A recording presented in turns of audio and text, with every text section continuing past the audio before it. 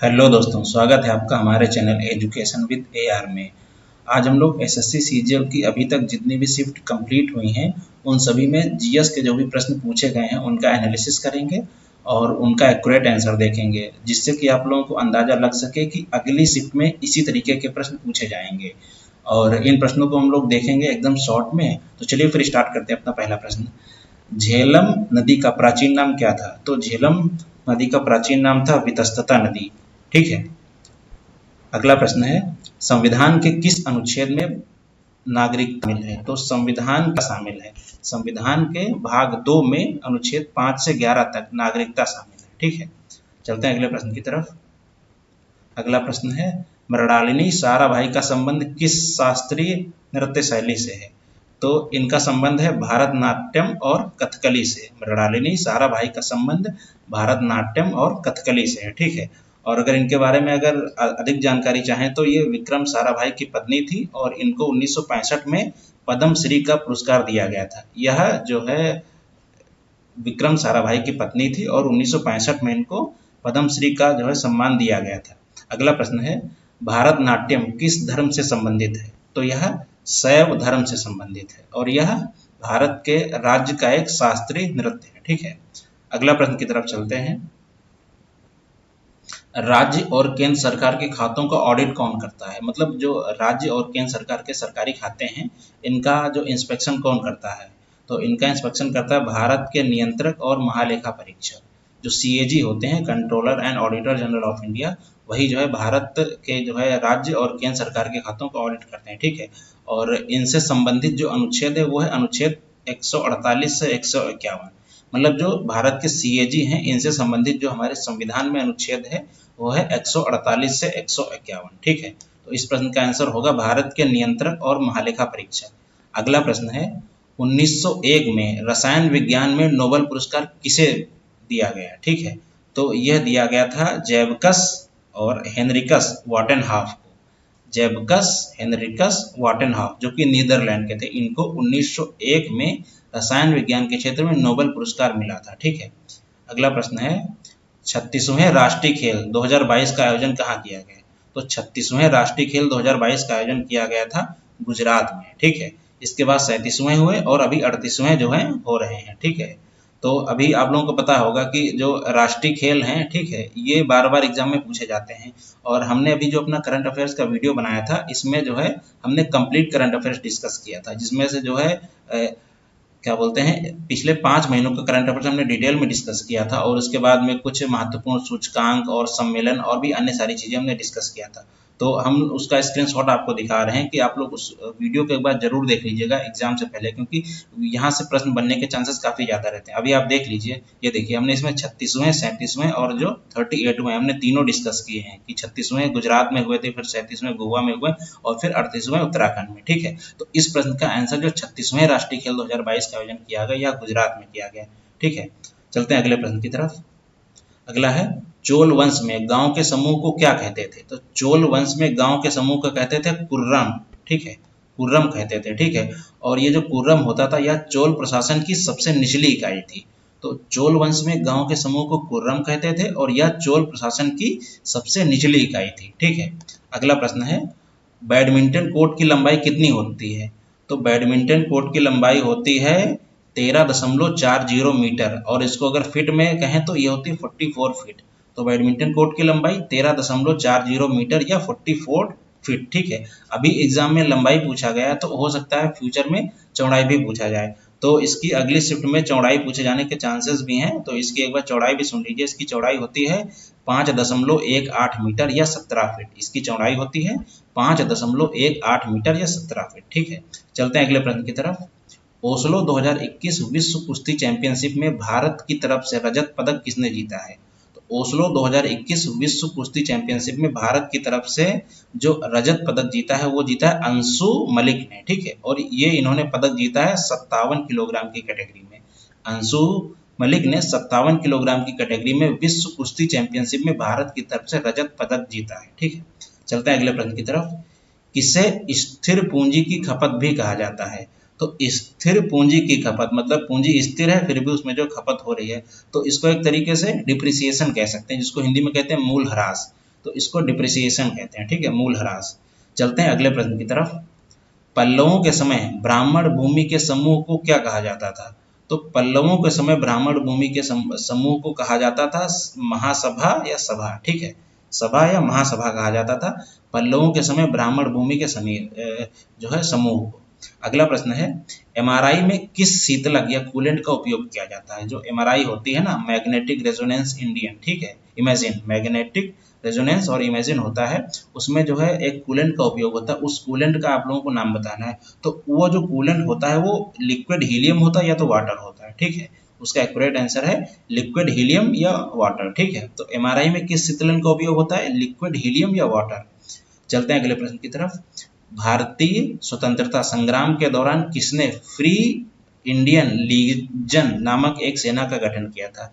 तो जब राष्ट्रीय आंदोलन वगैरह चल रहे थे तो उसमें फ्री इंडियन लीजन नामक एक सेना का गठन किया था सुभाष चंद्र बोस ने, और यह इन्होंने सेना जो है का इन्होंने गठन किया था 1941 में। तो 1941 में सुभाष चंद्र बोस जी ने फ्री इंडियन लीजन नामक एक सेना का गठन किया था। अगला प्रश्न है, पैन इंडिया हेल्थ प्रोग्राम को किस योजना के तहत नियंत्रित किया जा रहा है? तो पैन इंडिया हेल्थ प्रोग्राम को आयुष्मान भारत जो योजना है उसके तहत जो है नियंत्रित किया जा रहा है। तो Ayushman Bharat Pradhan Mantri Jan Arogya Yojana, pan India health programme, Ayushman Bharat Pradhan Mantri Jan Arogya योजना। अगला प्रश्न है, यूनिवर्स का स्थिर अवस्था सिद्धांत किसने विकसित किया था? तो यूनिवर्स का स्थिर अवस्था सिद्धांत विकसित किया था फ्रेड होयल ने। फ्रेड होयल ने यूनिवर्स का स्थिर अवस्था सिद्धांत विकसित किया था। अगला प्रश्न है, रैयतवाड़ी भू राजस्व व्यवस्था किसके सिद्धांत पर आधारित है? तो यह जो रैयतवाड़ी भू राजस्व व्यवस्था थी, इसमें जो ब्रिटिश लोग होते थे वो क्या बोलते हैं, किसानों से अपना जो राजस्व वसूलते थे, तो यह जो है उसके क्षेत्रफल पर आधारित थी, मतलब भूमि के क्षेत्रफल पर आधारित थी रैयतवाड़ी भू राजस्व व्यवस्था, ठीक है। तो इसका एक्यूरेट आंसर होगा भूमि के क्षेत्रफल पर आधारित थी, ठीक है। और अगर बात करें कि यह जो भू राजस्व की जो रैयतवाड़ी व्यवस्था थी यह कब से जो है स्टार्ट हुई थी? तो यह 1820 से प्रारंभ हुई थी और इसको जो है टॉमस मुनरो ने स्टार्ट किया था। तो रैयतवाड़ी व्यवस्था 1820 टॉमस मुनरो और भूमि के क्षेत्रफल पर आधारित थी। अगला प्रश्न है, किस देश ने एससीओ शिखर सम्मेलन 2023 की मेजबानी की? ठीक है, तो एससीओ शिखर सम्मेलन 2023 इसलिए इंपॉर्टेंट है क्योंकि इसकी मेजबानी हमारे भारत ने ही की है। तो एससीओ का फुल फॉर्म होता है संघाई सहयोग संगठन, ठीक है। और इसकी मेजबानी किसने की? तो इसकी मेजबानी की भारत ने, ठीक है, भारत संघाई सहयोग संगठन।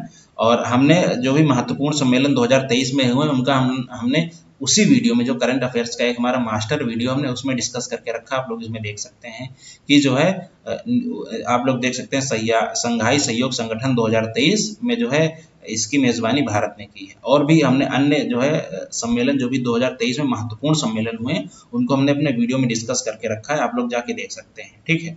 अगला प्रश्न है, भक्ति प्रदीप कुलकर्णी को किस खेल में अर्जुन अवार्ड दिया गया? तो भक्ति प्रदीप कुलकर्णी को ये शतरंज से संबंधित है, तो इनको शतरंज के क्षेत्र में ही जो है अर्जुन पुरस्कार दिया गया होगा। तो इनका संबंध जो है शतरंज से है और इन्होंने शतरंज में उत्कृष्ट प्रदर्शन किया है जिस कारण इनको अर्जुन अवार्ड दिया गया। भक्ति प्रदीप कुलकर्णी शतरंज से संबंधित है। अगला प्रश्न है, कौन सा हिंदू त्योहार संरक्षण के संबंधों का जश्न मनाता है? तो संरक्षण के संबंधों का जश्न जो है मनाता है रक्षाबंधन, ठीक है। तो इसका एक्यूरेट आंसर है रक्षाबंधन, ठीक है। अगला प्रश्न है, कनक रेले का हाल ही में निधन हो गया, वह किस शास्त्रीय नृत्य से संबंधित थे? तो कनक हेले जो है ये मोहिनी अट्टनम से संबंधित है, मोहिनी अट्टम, ठीक है। और इन्हें 2013 में पद्म भूषण जो है का सम्मान दिया गया था। तो कनक रेले मोहिनी अट्टम 2013 में पद्म भूषण का सम्मान दिया गया था। अगला प्रश्न है, 2020 में ग्रीष्मकालीन ओलंपिक खेलों का आयोजन कहाँ किया गया था? तो अभी आप लोगों को सबको पता होगा कि जो 2020 के जो ओलंपिक थे इनका आयोजन टोक्यो जापान में किया गया था, ठीक है। और यह ओलंपिक का 32वां संस्करण था और इसी संस्करण में जो है क्या बोलते हैं, नीरज चोपड़ा जी ने गोल्ड जीता था, ठीक है, और भाला फेंक में। तो क्या बोलते हैं, अगर इसकी बात करें ग्रीष्मकालीन ओलंपिक की, तो यह जो है इसका 32वां संस्करण था और इसका आयोजन टोक्यो जापान में किया गया था, ठीक है। और अगर इसके आदर्श वाक्य की बात करें तो इसका आदर्श वाक्य था यूनाइटेड बाय इमोशन, और इसमें कुल 339 इवेंट हुए थे, ठीक है। और क्या बोलते हैं, इसमें भारत ने टोटल 7 पदक जीते थे, कुल 339 इवेंट, भारत ने कुल 7 पदक जीते थे। और अगर भारत की रैंक की बात करें कि भारत की पोजीशन क्या थी, तो भारत की रैंक थी 48वीं, 48वीं भारत की रैंक थी। और भारत ने इसमें 7 पदक जीते थे। और जो है इसका मोटो था, मतलब इसका वाक्य था यूनाइटेड बाई इमोशन, और 32वां संस्करण था। ठीक है, चलते हैं अगले प्रश्न की तरफ। 1875 में किस समाज की स्थापना हुई थी? तो 1875 में आर्य समाज की स्थापना हुई थी। और आर्य समाज की स्थापना स्वामी दयानंद सरस्वती जी के द्वारा की गई थी। आर्य समाज की स्थापना स्वामी दयानंद सरस्वती जी के द्वारा और 1875 में। और बात करें इसकी स्थापना कहाँ हुई थी, तो इसकी स्थापना हुई थी बॉम्बे में, जिसको वर्तमान में महाराष्ट्र या मुंबई कहा जाता है। मतलब महाराष्ट्र में जो है मुंबई शहर स्थित है, इसको पहले जो है बॉम्बे कहा जाता था। और हमने जो है राज्यों के क्या बोलते हैं उसमें बताया गया है कि किस किस प्रांत से टूटकर कौन सा राज्य बना और किस सन में बना और कब बना वगैरह, हमने आराम से अच्छे से डिस्कस किया, आप लोग उसको जाके देख सकते हैं। अगला प्रश्न है, ये आ जाएगा आर्य समाज स्वामी दयानंद सरस्वती। ठीक है, अगला प्रश्न है, रोडोफाइसी के सदस्यों को सामान्यतः किस प्रकार का शैवाल कहा जाता है? तो रोडोफाइसी के जो सदस्य होते हैं उनको लाल शैवाल कहा जाता है। इसका एक्यूरेट आंसर होगा लाल शैवाल। ठीक है, अगला प्रश्न है, हाल ही में नागालैंड के मुख्यमंत्री कौन बने हैं? तो नागालैंड के मुख्यमंत्री बने हैं नेफ्यू रियो। ठीक है, नागालैंड के मुख्यमंत्री बने हैं नेफ्यू रियो। और ये इसलिए प्रश्न इंपॉर्टेंट है, बार बार पूछा जा रहा है, क्योंकि ये नागालैंड के 5वीं बार मुख्यमंत्री बने हैं। नागालैंड के 5वीं बार मुख्यमंत्री बने हैं नेफ्यू रियो। और आप लोगों को शायद जानकारी होगी कि अभी जो भारत के नॉर्थ ईस्ट राज्य हैं, ठीक है, उनमें कई राज्यों में इलेक्शंस हुए हैं। और उसके ऊपर हमने वीडियो भी बना के रखा है, मतलब जो हमारा करंट अफेयर्स का मास्टर वीडियो है, आप लोग देख सकते हैं कि पूर्वोत्तर राज्यों के मुख्यमंत्री के संदर्भ में कौन सा कथन सही है। ठीक है, तो इसमें नागालैंड के हो गया, मेघालय के हो गया, और अन्य जो भी जहाँ जहाँ भी इलेक्शन है उनमें सभी डिस्कस किए हैं। आप लोग इस वीडियो को अच्छे से जरूर देखिए। चलते हैं अगले प्रश्न की तरफ। अगला प्रश्न है, गुरु विपिन सिंह का संबंध किस शास्त्रीय नृत्य से है? तो गुरु विपिन सिंह का संबंध है मणिपुरी से। गुरु विपिन सिंह मणिपुरी। ठीक है, और क्या बोलते हैं कि अगला प्रश्न है, शकूर खान का संबंध किस वाद्य यंत्र से है? तो शकूर खान का संबंध जो है सारंगी से है। सारंगी से, शकूर खान सारंगी। ठीक है, अगला प्रश्न है, दशकतिया भारत के किस क्षेत्र में लोकप्रिय रंगमंच का एक रूप है? तो यह जो है भारत के उड़ीसा से संबंधित है, दस्तकिया। ठीक है, अगला प्रश्न है, चंदेरी का युद्ध किसके बीच में हुआ था? तो चंदेरी का युद्ध हुआ था मुगलों और राजपूतों के मध्य में। मुगलों और राजपूतों के मध्य में। और चंदेरी का युद्ध हुआ था 1528 ईस्वी में। अगर बात करें इसमें कौन जीता था, तो इसमें जीते थे मुगल। और मुगलों में किस राजा ने जीता था? तो मुगलों में जीता था बाबर ने। बाबर ने जो है अपने जीवन के लास्ट में 4 महत्वपूर्ण लड़ाइयाँ लड़ी थी, उसमें वो चारों जीता था। ठीक है, तो उसमें से जो है एक थी चंदेरी। ठीक है, तो बाबर ने इस युद्ध में मेदिनी राय को हराया था। तो चंदेरी का युद्ध किसके किसके बीच में हुआ था? मुगलों और राजपूतों के मध्य में हुआ था। और मुगलों की तरफ से बाबर ने जो है इसका जो है इस युद्ध को लीड किया था, और बाबर ने जो है मेदिनी राय को हराया था। तो इसका आंसर होगा मुगलों तथा राजपूतों के मध्य।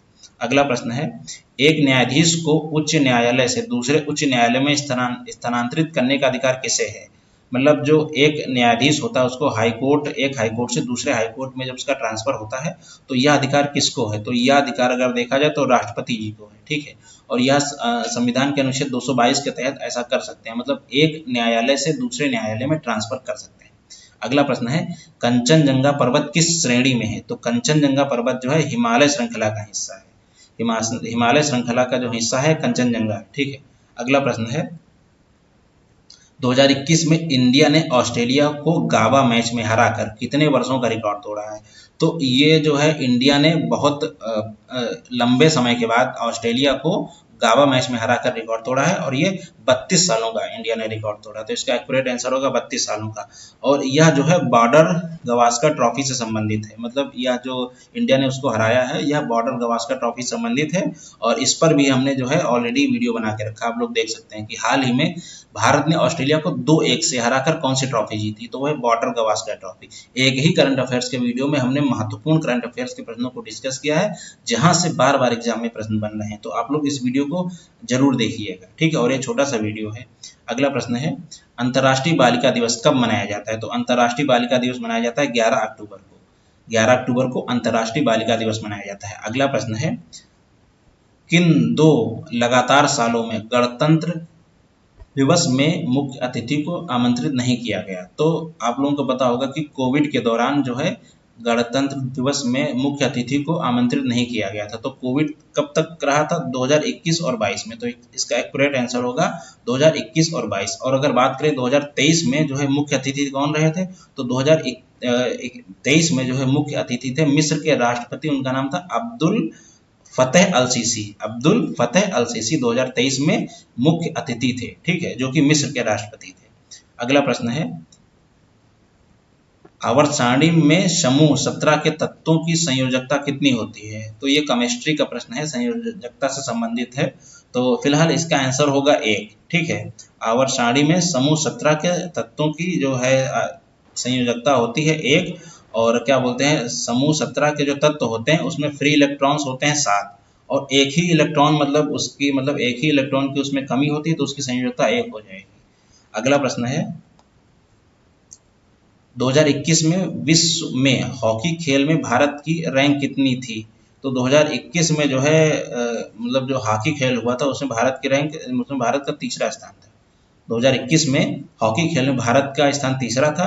और अगर बात करें कि वर्तमान में, तो वर्तमान में पुरुष और महिला टीम में, तो पुरुष टीम का स्थान चौथा स्थान पर है और महिला टीम 8वें स्थान पर। तो वर्तमान में पुरुष टीम का स्थान चौथा और महिला टीम का स्थान 8वां है। अगला प्रश्न है, किस संविधान संशोधन द्वारा संविधान में मौलिक कर्तव्यों को शामिल किया गया था? तो मौलिक कर्तव्यों को शामिल किया गया था 42वां संविधान संशोधन 1976 में, ठीक है। 42वां संविधान संशोधन 1976 में जो है मौलिक कर्तव्यों को शामिल किया गया था, ठीक है।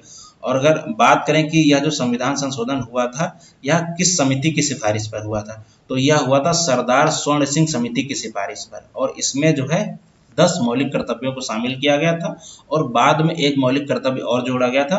तो वर्तमान में अगर पूछा जाए मौलिक कर्तव्यों की संख्या कुल 11 है, लेकिन जो 42वां संविधान संशोधन 1976 में हुआ था इसमें केवल 10 ही मौलिक कर्तव्य जोड़े गए थे और एक मौलिक कर्तव्य बाद में जोड़ा गया था 86वें संविधान संशोधन 2002 के द्वारा, ठीक है।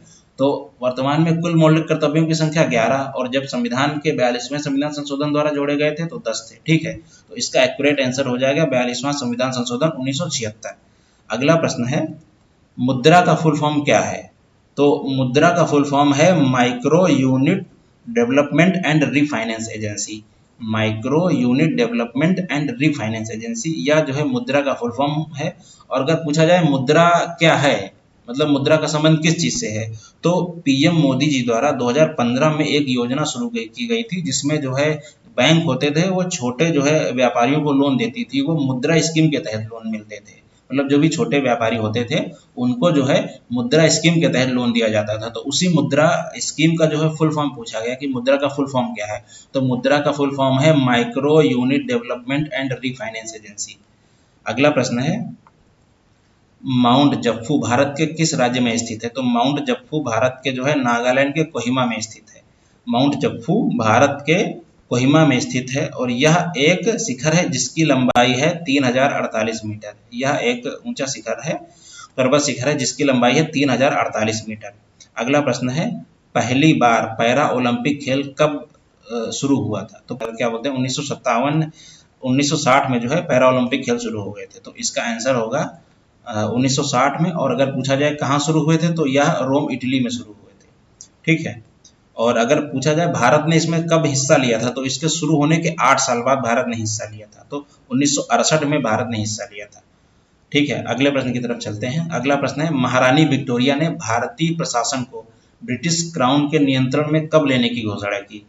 तो जब 1857 की क्रांति हुई थी उसके बाद जो है भारत का प्रशासन था वो भारत के जो भी क्या बोलते हैं वो जो गवर्नर देखते थे तो उनके हाथों से छीन लिया गया था और यह जो भारत का प्रशासन जो ब्रिटिश क्राउन के हाथ में चला गया था। मतलब यहाँ के गवर्नर से प्रशासन उठकर ब्रिटिश क्राउन के हाथ में चला गया था। तो 1857 की क्रांति हुई थी, उसके 1 साल बाद मतलब 1 नवंबर 1858 से जो है महारानी विक्टोरिया ने मतलब क्या बोलते हैं भारतीय प्रशासन को अपने हाथों में ले लिया था। तो इसका एक्यूरेट आंसर होगा 1 नवंबर 1858, ठीक है। और अगला प्रश्न है, भाला फेंक से संबंधित कौन है? तो अभी हमने आपको डिस्कस भी किया था कि नीरज चोपड़ा ने 32वें ओलंपिक ग्रीष्मकालीन ओलंपिक जो कि टोक्यो जापान में हुआ था उसमें जो है इन्होंने भाला फेंक में स्वर्ण पदक जीता था। तो इसका संबंध है नीरज चोपड़ा जी से, ठीक है। और अगर बात करें इन्होंने जो है 87.58 मीटर भाला फेंककर इन्होंने गोल्ड मेडल जीत कर इतिहास रचा था। और अभिनव बिंद्रा के बाद ये दूसरे खिलाड़ी थे जिन्होंने ओलंपिक में गोल्ड जीता था। तो इसका संबंध किससे? नीरज चोपड़ा जी से है। अगला प्रश्न है, उर्मिला सत्यनारायण का संबंध किस शास्त्रीय नृत्य से है? तो उर्मिला सत्यनारायण का संबंध है भरतनाट्यम से। ठीक है, भारतनाट्यम से उर्मिला सत्यनारायण जी का संबंध है भरतनाट्यम से। ठीक है, अगला प्रश्न है, अंबुबाची का मेला असम के किस मंदिर में लगता है? तो अंबुबाची का मेला लगता है असम के कामाख्या देवी मंदिर में। ठीक है, असम के कामाख्या देवी मंदिर में अंबुबाची का मेला लगता है। और अगर बात करें कि यह मेला कब लगता है, तो यह मेला जून महीने में असम के गुवाहाटी जिले में लगता है। अंबुबाची का मेला असम के कामाख्या देवी मंदिर में लगता है और यह जून में लगता है, और असम के गुवाहाटी में जो है क्या बोलते हैं, जो डिस्ट्रिक्ट है उसमें जो है इसका मेला लगता है। अगला प्रश्न है, 1999 में किस संगीतकार को भारत रत्न से सम्मानित किया गया था? तो 1999 में पंडित रविशंकर जी को जो है भारत रत्न से सम्मानित किया गया था, और पंडित रविशंकर जी का संबंध सितारवाद से था। ठीक है, तो ये पंडित रविशंकर एक सितार वादक थे, इनको 1999 में भारत रत्न से सम्मानित किया गया था। ठीक है, और अगर बात करें कि अन्य जो भी हस्तियां हैं जिनको भारत रत्न दिया गया था, तो वो थे शहनाई वादक बिस्मिल्ला खां, इनको 2001 में जो है भारत रत्न दिया गया था, और इन्हीं के साथ लता मंगेशकर जी को 2001 में जो है भारत रत्न दिया गया था। तो 2001 में भारत रत्न पाने वाले खिलाड़ी कौन से थे? शहनाई वादक उस्ताद बिस्मिल्ला खां और थी लता मंगेशकर। इन दोनों को 2001 में भारत रत्न दिया गया था। अगला प्रश्न है, भारत के 74वें गणतंत्र दिवस के मुख्य अतिथि कौन थे? तो इसके मुख्य अतिथि थे अब्दुल फतेह अल सीसी, जो कि मिस्र के राष्ट्रपति थे। अब्दुल फतेह अल सीसी मिस्र के राष्ट्रपति थे, जो कि गणतंत्र दिवस के मुख्य अतिथि थे। अगला प्रश्न है, 2001 से 2011 की जनगणना के बीच भारत की जनसंख्या में किस राज्य में सबसे ज्यादा वृद्धि हुई? तो 2001 से 2011 की जनगणना के बीच भारत के जो है मेघालय जो भारत का राज्य है उसी में सबसे ज्यादा वृद्धि हुई थी, और यह वृद्धि हुई थी 17.7%। तो इसका एक्यूरेट आंसर होगा मेघालय 17.7%। ठीक है, अगला प्रश्न है, भारत सरकार के प्रथम विधि अधिकारी कौन होता है? तो भारत सरकार का प्रथम विधि अधिकारी होता है भारत का महान्यायवादी। ठीक है, इसका एक्यूरेट आंसर होगा भारत का महान्यायवादी। अगला प्रश्न है, वैदिक काल में धनवान व्यक्ति को क्या कहते थे? तो वैदिक काल में धनवान व्यक्ति को कहते थे गोमत अथवा मवेशियों का स्वामी। गोमत अथवा मवेशियों का स्वामी को वैदिक काल में जो है कहा जाता था, जो कि धनवान व्यक्ति होते थे। अगला प्रश्न है, भारत सरकार के प्रथम विधि अधिकारी कौन होता है? तो ये महान्यायवादी होता है। ये प्रश्न रिपीट हो गया। ठीक है, अगला प्रश्न है, शैलेंद्र राजवंश ने, ठीक है, शैलेंद्र राजवंश ने किस धर्म का पालन किया था? किस धर्म का पालन किया था? तो ये जो शैलेंद्र शासक था ये बौद्ध धर्म का अनुयायी था, तो ये बौद्ध धर्म। और अगर पूछा जाए बौद्ध धर्म की किस शाखा से संबंधित था, तो यह बौद्ध धर्म की महायान शाखा से संबंधित था। ठीक है, तो इसका एक्यूरेट आंसर हो जाएगा बौद्ध धर्म। ठीक है, अब अगला प्रश्न है, स्तनधारियों के जिगर में कौन सी कोशिकाएं मौजूद होती हैं? तो स्तनधारियों के जो है जिगर में जो कोशिकाएं मौजूद होती हैं वो होता है हिपैटोसाइटिस। हिपैटोसाइटिस जो है स्तनधारियों के जिगर में कोशिकाएं मौजूद होती हैं। अगला प्रश्न है, रिकेटस के इलाज के लिए कौन सा विटामिन का उपयोग किया जाता है? तो रिकेटस के इलाज के लिए विटामिन डी का उपयोग किया जाता है। ठीक है, इसका एक्यूरेट आंसर होगा विटामिन डी। अगला प्रश्न है, कैल्शियम तत्व का नाम किस लैटिन शब्द से लिया गया है? तो कैल्शियम तत्व का नाम है जो लिया गया है वो लिया गया है कैलेक्स से। और अगर पूछा जाए इस कैलेक्स का मतलब क्या है, तो इस कैलेक्स का मतलब होता है चूना। ठीक है, जो चूना हम लोग यूज करते हैं उसी को कैलेक्स कहते हैं, और कैल्शियम जो है उसी लैटिन तत्व से लिया गया है। अगला प्रश्न है, वैश्विक चिकित्सा पर्यटन सूचकांक में भारत को कौन सा स्थान मिला है? ठीक है, मतलब भारत कौन से स्थान पर था? ठीक है, ये पुराना जो है रैंकिंग है पूछा गया है, तो भारत का इसमें स्थान था 10वां। ठीक है, अगला प्रश्न है, भारत के राज्य के नीति निर्देशक तत्व से संबंधित कौन सा अनुच्छेद है? तो राज्य के तत्व से संबंधित जो अनुच्छेद है वो अनुच्छेद 36 से 51 है। ठीक है, राज्य के नीति निर्देशक तत्वों से संबंधित जो अनुच्छेद है वो है अनुच्छेद 36 से 51। ठीक है, अगला प्रश्न है, 42वां आसियान शिखर सम्मेलन 2023 की मेजबानी किसने की? ठीक है, तो 42वां आसियान शिखर सम्मेलन 2023 की मेजबानी की थी इंडोनेशिया ने। ठीक है, इसका एक्यूरेट आंसर होगा इंडोनेशिया। और हमने सभी सम्मेलन जो है डिस्कस करके रखे हैं, आपको एक बार स्क्रीनशॉट फिर से दिखा दे रहे हैं ताकि आप लोगों को एहसास हो जाए कि वो वीडियो कितना इंपॉर्टेंट है। ठीक है, तो ये हमने महत्वपूर्ण शिखर सम्मेलन डिस्कस करके रखे हैं। इसमें जो तीसरा प्रश्न है वही है कि 42वां आसियान शिखर सम्मेलन की मेजबानी किसने की, तो वह इंडोनेशिया। आप लोग इस वीडियो को एक बार जरूर देख के जाइएगा। अगला प्रश्न है जल जीवन मिशन कब लॉन्च किया गया था, तो जल जीवन मिशन लॉन्च किया गया था 2019 में, जल जीवन मिशन 2019 में। अगला प्रश्न है दिल्ली को राजधानी किस वर्ष बनाया गया था, तो दिल्ली को राजधानी बनाया गया था वर्ष 1912 में, दिल्ली को राजधानी बनाया गया था। अगला प्रश्न है पुरुषों के T20 मैच की पहली महिला एम्पायर कौन बनी, तो पुरुषों के T20 मैच की पहली महिला एम्पायर बनी थी किम कॉटन। किम कॉटन जो थी वो पुरुषों के T20 मैच की पहली महिला एम्पायर बनी थी, ठीक है। और इस प्रश्न को भी हमने अपने वीडियो में डिस्कस करके रखा, आप लोग जाके देख सकते हैं। अब हर प्रश्न का स्क्रीनशॉट तो दिखाना उचित नहीं रहेगा, इसलिए हमने हर प्रश्न का स्क्रीनशॉट नहीं दिखाया है, लेकिन करंट अफेयर्स के जो भी मैक्सिमम प्रश्न पूछे जा रहे हैं वो हमने अपने वीडियो में डिस्कस करके रखे हैं। अगला प्रश्न है भारत के राज्य सचिव का कार्यालय किस अधिनियम द्वारा बनाया गया था, तो भारत के राज्य सचिव का कार्यालय बनाया गया था किस अधिनियम द्वारा, ये आप लोग एक बार बताइए। यह बनाया गया था भारत शासन अधिनियम 1858 के द्वारा, ठीक है। भारत के राज्य सचिव का कार्यालय भारत शासन अधिनियम 1858 के द्वारा बनाया गया था। अगला प्रश्न है मानव शरीर के सबसे लंबी कोशिका कौन सी होती है, मतलब मानव शरीर की सबसे लंबी कोशिका कौन सी है, तो यह है तंत्रिका कोशिका, ठीक है। तंत्रिका कोशिका मानव के शरीर की सबसे लंबी कोशिका है। अगला प्रश्न है एशिया को यूरोप से कौन अलग करता है, ठीक है, तो एशिया को यूरोप से अलग करता है यूराल पर्वत। अगला प्रश्न है विश्व में बॉक्साइट का सबसे बड़ा उत्पादक देश कौन सा है, तो विश्व में बॉक्साइट का सबसे बड़ा उत्पादक देश है ऑस्ट्रेलिया। अगला प्रश्न है मई 2022 में संतोष ट्रॉफी किसने जीती, तो ये पिछले साल का करंट अफेयर्स का प्रश्न है और इसका आंसर है केरल, ठीक है। तो मई 2022 में संतोष ट्रॉफी किसने जीती, केरल राज्य ने, ठीक है।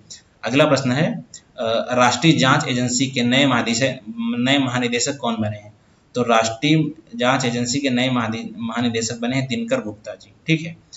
दिनकर गुप्ता जी राष्ट्रीय जांच एजेंसी मतलब NIA नेशनल इन्वेस्टिगेशन एजेंसी के महानिदेशक बने हैं। अगला प्रश्न है भारत की दूसरी पंचवर्षीय योजना केंद्रित थी, मतलब किस पर केंद्रित थी, तो यह केंद्रित थी तीव्र औद्योगिकीकरण पर, ठीक है, रैपिड इंडस्ट्रियलाइजेशन, ठीक है। तो अगला प्रश्न की तरफ चलते हैं धूपगढ़ चोटी भारत के किस राज्य में स्थित है, तो धूपगढ़ चोटी जो भारत के MP में स्थित है, ठीक है। धूपगढ़ चोटी भारत के मध्य प्रदेश राज्य से संबंधित है। अगला प्रश्न है राज्य उच्च न्यायालय की महिला की मुख्य न्यायाधीश नियुक्त होने वाली पहली महिला कौन थी, तो राज्य उच्च न्यायालय की मुख्य न्यायाधीश नियुक्त होने वाली पहली महिला थी लीला सेठ, तो इसका एक्यूरेट आंसर होगा लीला सेठ। ये अभी तक के प्रश्न थे जो कि हमको इधर उधर से प्राप्त हुए थे और धीरे धीरे जो भी शिफ्ट होते जा रही है उसमें जो भी महत्वपूर्ण प्रश्न होंगे उसको हम लोग अगले वीडियो में डिस्कस करेंगे। तब तक के लिए धन्यवाद।